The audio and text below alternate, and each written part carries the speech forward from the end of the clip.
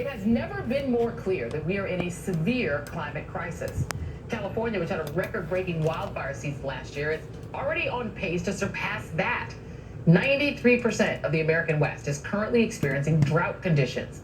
Last week, a town in Canada set the country's record, 121 degrees, and then was promptly engulfed by a wildfire that destroyed 90% of their village, 90%. Portland, Oregon hit 3 consecutive records at the end of June, which killed 116 people. A new study concludes that this extreme heat will be virtually impossible without, quote, human-caused climate change. The study's not yet peer-reviewed, but the AP calls their methods credible. And if none of this screams apocalypse to you, sea creatures are literally cooking in their own shells. Yet much of the world continues as if everything is fine. We're still extremely dependent on fossil fuels, making possible oil spills like this one last week in the Gulf of Mexico more likely. But there's a very good reason that people haven't been focused on this enough. And of course, it has everything to do with politics and big money. And there are some very, very rich, very self-interested people and industries who've been paying big money to make sure that you don't pay attention. In a memo for Republicans in 2001, consultant Frank Luntz instructed them to scrub their vocabulary of global warming because it had catastrophic connotations, and rely on another term, climate change, which suggested a more controllable and less emotional challenge. And it clearly worked. And oil companies like ExxonMobil have been lobbying against climate action from the very beginning. And it's still happening today. A senior lobbyist for Exxon told an undercover reporter that the company had been working to weaken key aspects of President Biden's flagship initiative, the climate crisis, and that he's speaking to Senator Joe Manchin's office every week. Manchin's spokesperson claimed the lobbyists greatly exaggerated their relationship. Okay. I'm joined now by Congressman Ro Khanna of California, chair of the House Oversight Environment Subcommittee, and Charlie Pierce, writer-at-large for Esquire. And Congressman Ro Khanna, I want to start with you first. Let me play for you a piece of the Greenpeace undercover video. Take a listen. Did we aggressively fight against some of the science? Yes. Did we hide our science? Absolutely not. Did we join some of these shadow groups to work against some of the early efforts? Yes, that's true. But there's nothing illegal about that.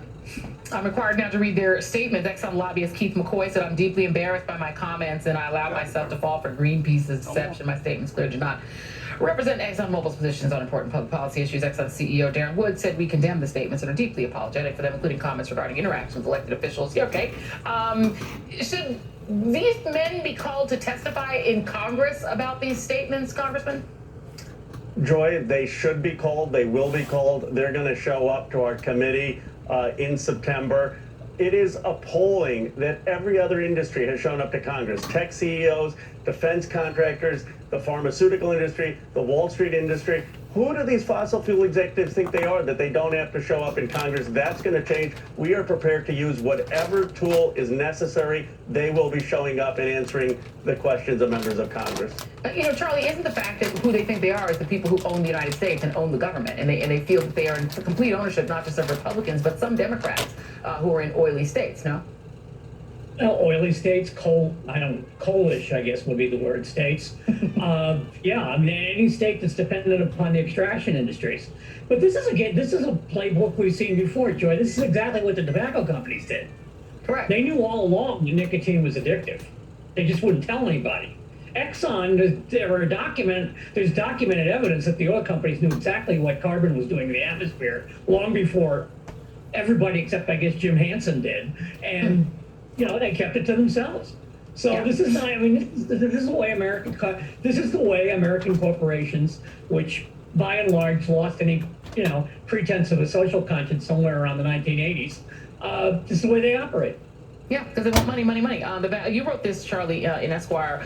You said the vaccinations are quick, easy, and free, and yet there's an actual movement gathered to resist the whole idea. If we can't convince our fellow citizens to do this, how in the name of God are we going to convince them to make the sacrifices that the climate crisis inevitably will force upon us? And while I'm reading Charlie, I'm going to ask you a question, Congressman.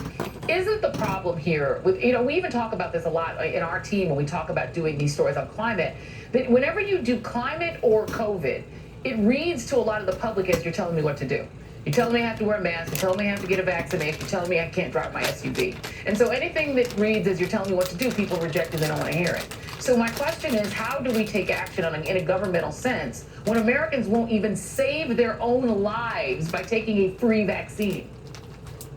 Joe, I think most Americans want to take action on the climate. Many want to be stewards of the land. They don't want to live next to pollution. The problem has been that big fossil fuel industry have spent millions of dollars spreading climate misinformation, saying that we don't have a climate crisis, it's just climate change, that it's not human caused, saying that we can just tweak things and everything will be fine. So the American people are up against millions of dollars of self-interested advertising that's not disclosed. And I think a congressional hearing will change the game, just like when big tobacco came before Congress and had to explain what they're doing. Big fossil fuel industry executives will have to explain what they're doing to the American public, and the American public will not put up with it. Yeah, and Charlie, you're a word guy. I mean, the reality is Democrats have to stop playing on Republicans' turf. Stop saying climate change. That's Frank Luntz's words, that he's professionally created to create disinformation. He's good at it. But why are we saying climate change? It's a climate crisis. It's a crisis. That's what, Stop talking like that. I deliberately stopped using climate change on the blog that I write. When I heard about the Frank Luntz connection, I've been calling it a climate crisis. In a while back, in the last book I wrote, I went to a place called Shishmaref in Alaska, which is a barrier island above the Arctic Circle, and it's going away. I mean, because the sea ice doesn't form anymore, and because basically what that place is the place where typhoons going to die. They go up the east coast of Asia, and then they go. What they used to do is they used to beat themselves to death on the sea ice, but there's no sea ice anymore. So you're getting typhoons in the Arctic, and it's eating away the permafrost, and this place is gradually disappearing. We're very The quickly people go back there to you. know. Yeah, no, oh, absolutely. Last question to you very quick. I'm sorry, we're running out of time, but I got to get you to comment on Fox News getting into the weather business. Because to me, that's just another opportunity for them to lie and create disinformation that gets people killed and kills the planet. Your thoughts?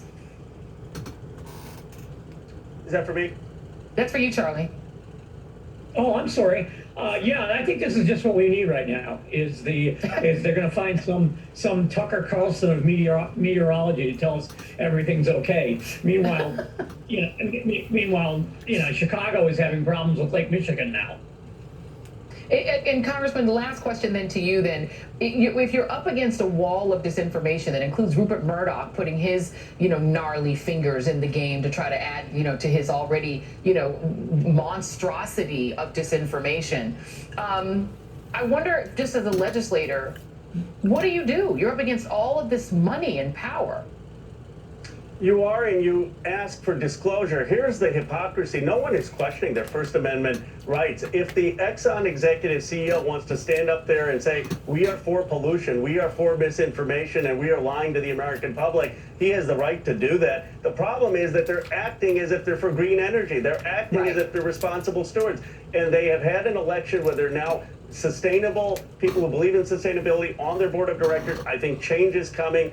This is a moment we're going to hold them accountable. And they're hoping Republicans take over the entire government so that there will never be anything done about climate. And even if they kill the planet, they just want their cash. It's sad and it's wicked. Congressman Ro Khanna and Charlie Pierce, thank you very much. Okay, before we go to break, we have an update on the crisis in Haiti. 6 people were arrested in connection with the assassination of President Jovenel Moise. Several media outlets citing Haiti's Minister of Elections reported that at least one of them was an American citizen. The State Department said it couldn't confirm that yet. 7 other suspected individuals were killed in a gunfight with police.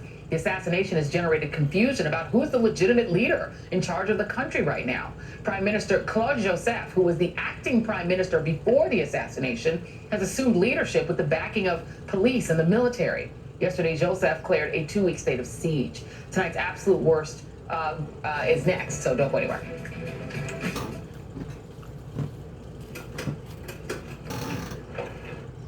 That took care of the climate change broadcast today as we sit and watch and watch and watch. And as you have the climate change deniers such as Donald Trump that continue to want to feed hypocrisy into people's minds, In the meantime, the damage is still being done. It's not only being done on this side of the continent, but it's being done on the other side of the continent. It's basically being done on the 7 seas. Please take these things seriously in regards towards burning excess amount of fossil fuels, downsizing from a gas guzzler to a more efficient automobile. Even though you got money, doesn't mean you have to keep all the lights on and all the air conditioners on and all the heaters on. Please be conservative with our energy, because right now it is a crucial time in history for not just us as Americans, but for the world. Thanks again for listening. Good luck to all of us. And once more, we end the show. Shalom. Thank you. Bye.